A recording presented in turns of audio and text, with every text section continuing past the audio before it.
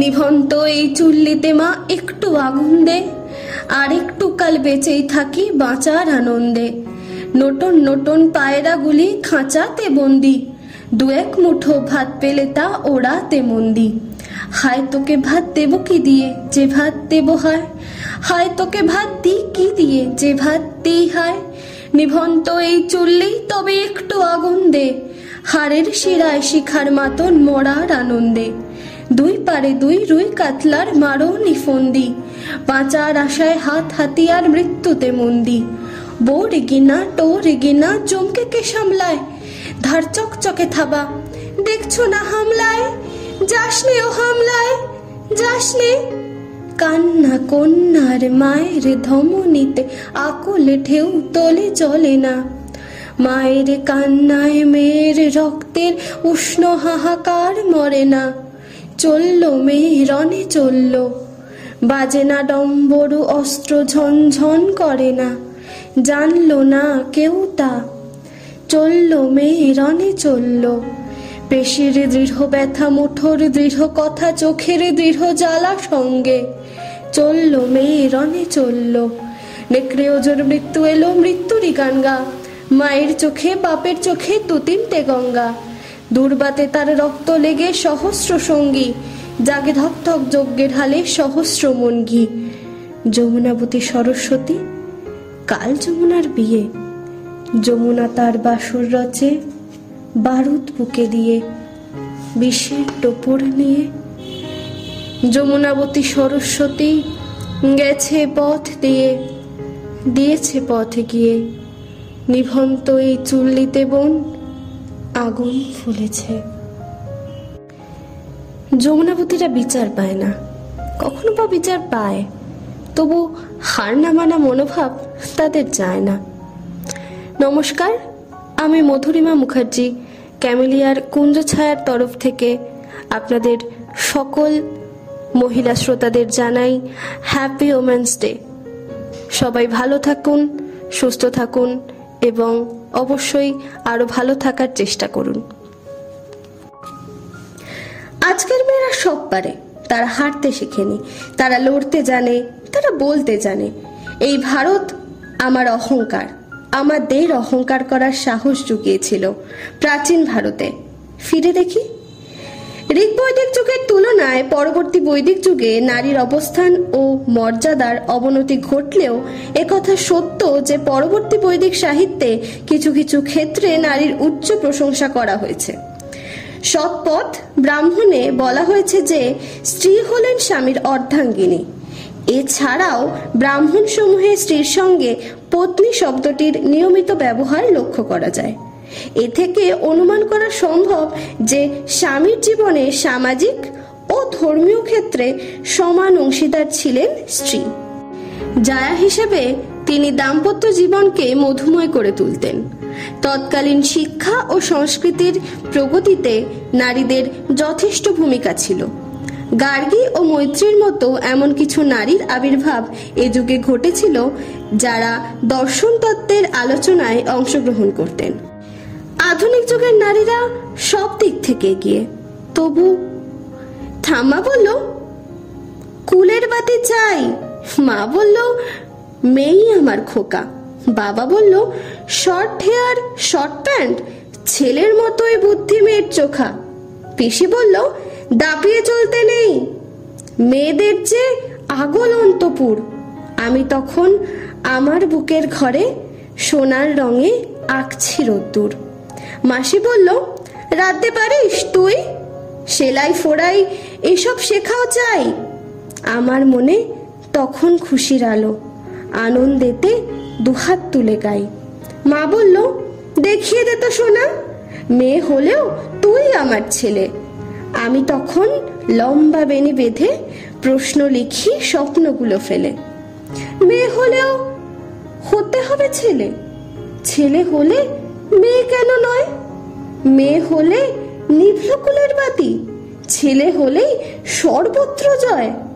আমি হব আমার মতো মাগো, ফুল পাখি বা আগুন ফাগুন চোখ। তোমার খুকু মেয়েই বরং থাক, মেয়ের মতো মেয়েই না হয় হোক। ভূমির মতন সৃষ্টিশীলা হোক, মাটির মতন মেই না হয় হোক। নারী দিবসের ইতিহাস। নিয়ম করেই প্রতি বছর মার্চ মাসে আন্তর্জাতিক নারী দিবস পালন করা হয়।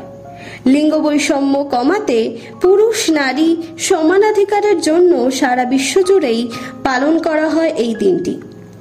এই বছরও তার ব্যতিক্রম হচ্ছে না। তবে এর সঙ্গে রয়েছে আরো কিছু বড় ইতিহাস। আন্তর্জাতিক নারী দিবসের তারিখ। প্রতি বছর 8ই মার্চ পালন করা হয় আন্তর্জাতিক নারী দিবস। সারা পৃথিবী জুড়েই এই দিনটি পালন করা হয়। আন্তর্জাতিক নারী দিবস ইতিহাস।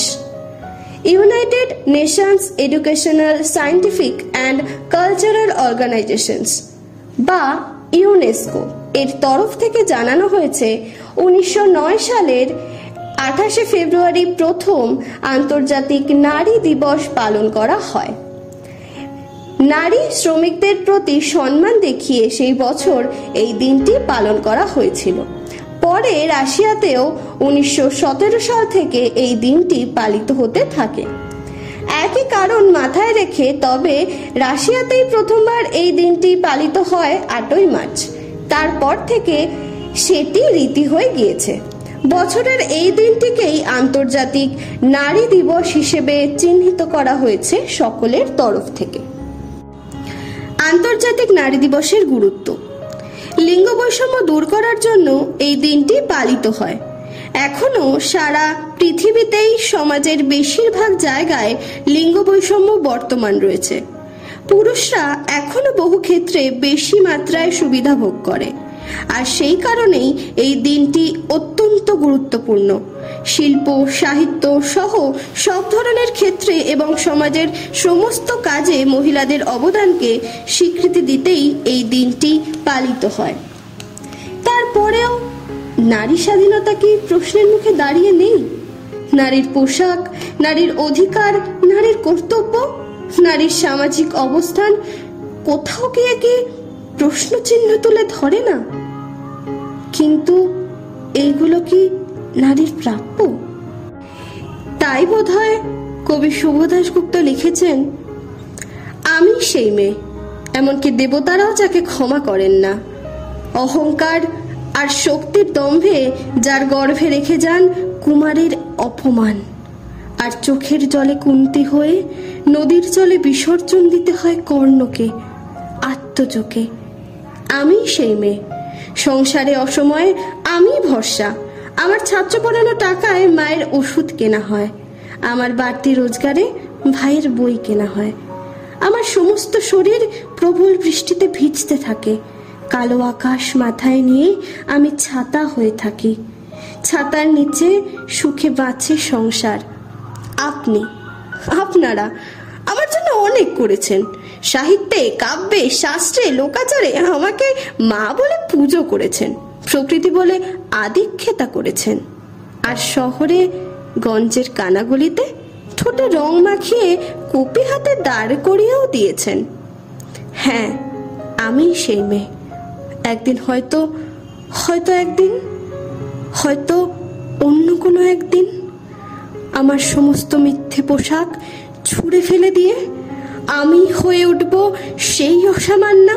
খোলা চুল মেঘের মতো ঢাকবে আমার খোলা পিঠ, দু চোখে জ্বলবে ভীষণ আগুন, কপাল ঠিকরে বেরোবে ভয়ঙ্কর তেজরশ্মি, হাতে ঝলসে উঠবে সেই খড়গ, দুপায়ের নুপুরে বেজে উঠবে রণদুন্দুভি, নৃশংস অট্টহাসিতে ভরে উঠবে আকাশ।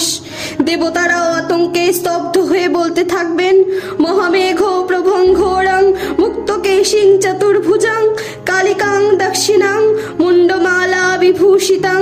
বিভৎস দাবানলের মতো আমি এগোতে থাকবো, আর আমার এগিয়ে যাবার পথে দুপাশে মুন্ডহীন অসংখ্য দেহ ছটফট করতে থাকবে। সভ্যতার দেহ, প্রগতির দেহ, উন্নতির দেহ, সমাজের দেহ। হয়তো আমি সেই মেয়ে, হয়তোবা সেই দিনই ছিন্ন ভিন্ন হয়ে যাবে সেই সব পুরুষরূপী দৈত্যদের মাথা, আর সমাজের নামে ভবিষ্যতের দোহাই দিতে হবে না কোনো নারীকে, কলুষবিহীন এক সুন্দর পৃথিবী দেখব আমরা।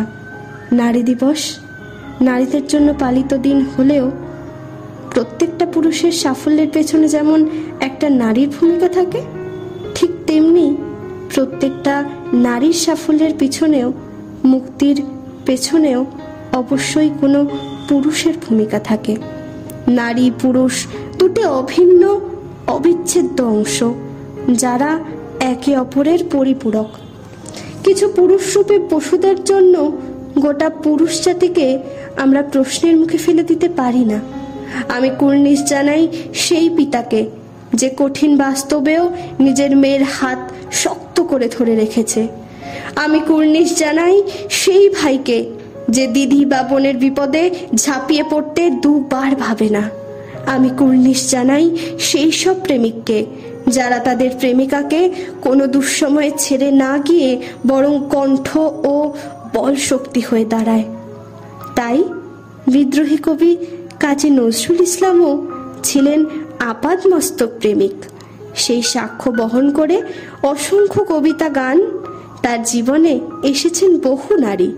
সবই যে প্রণয় সম্পর্ক তা নয়, কিছু শ্রদ্ধার, কিছু স্নেহের। কেউ দিয়েছেন ফুল, কেউ কাটা, কেউ প্রেরণা, কেউ যন্ত্রণা। সমস্ত কিছুই সমৃদ্ধ করেছে তার সৃষ্টিকে। 11ই জ্যৈষ্ঠ ছিল কবির জন্মদিন। কবিকে স্মরণ করেছিলেন উৎপল সিনহা। কবি নজরুল ইসলামের ব্যক্তি জীবনের মতো তার কবি মানুষেও নারী বিশেষ স্থান দখল করে আছে। এই সত্য বিভিন্ন সময়ে কবি স্বয়ং স্বীকার করেছেন।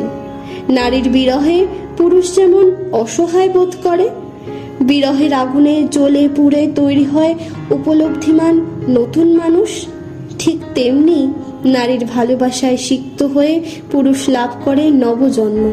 এ কথাও মিথ্যে নয়। 1937 সালে কবি নজরুল তার প্রথম স্ত্রী নার্গিস খানকে চিঠিতে লিখছেন, আমার অন্তর্যামী জানেন তোমার জন্য আমার হৃদয়ে কি গভীর ক্ষত, কি অসীম বেদনা। তুমি এই আগুনের পরশমানিক না দিলে আমি অগ্নিবীণা বাজাতে পারতাম না, আমি ধূমকেতুর বিস্ময় নিয়ে উদিত হতে পারতাম না। তাহলে আজ এই পর্যন্ত। দেখা হবে নতুন কোনো গল্পে, নতুন কোনো বিষয় জানতে। ততক্ষণ ভালো থাকুন, ভালো রাখুন, এবং আমাদের চ্যানেলে যদি নতুন হয়ে থাকেন তাহলে অবশ্যই আমাদের চ্যানেলটিকে সাবস্ক্রাইব করে পাশে থাকা বেল আইকনটা প্রেস করে অল করে দেবেন, যাতে যে কোনো নোটিফিকেশন আপনার কাছে সবার আগে চলে যায়। নমস্কার।